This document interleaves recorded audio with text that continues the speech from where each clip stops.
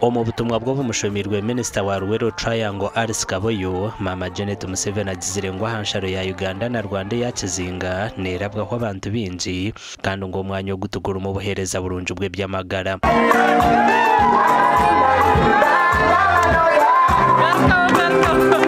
This hospital is strategically positioned at the border post and will therefore provide the much needed healthcare services to the local communities in this area, as well as the ever-increasing population of travelers and immigrants who move to and fro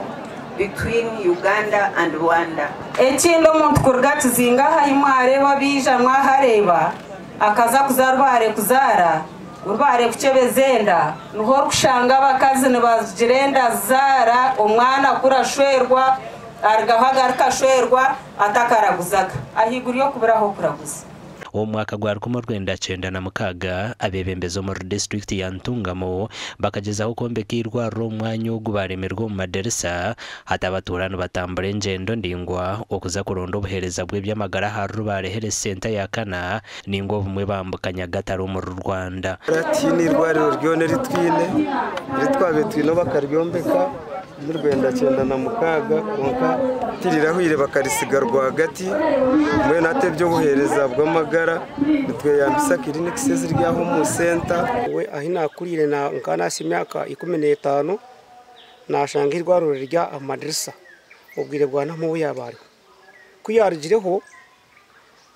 byo byayemerera.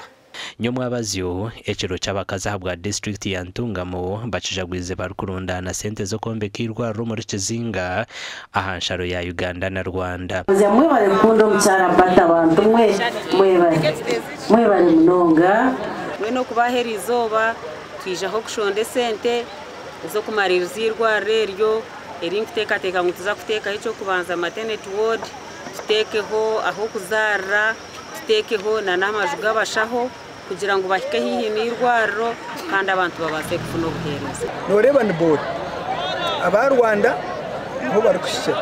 abakunu no barukushye so nizije kwera ti Uganda yongo ninga Kizinga yonga nije kwera na side ya Rwanda abo kubata ba Rwanda bingi bazarubare ubwira bwinji bingi ebinte bikubura aha bodeje icyo kubanza emahanda tukatungire imihanda mirungi yo kurebeka ngo abantu bita abanyarwanda bara mu cya kabiri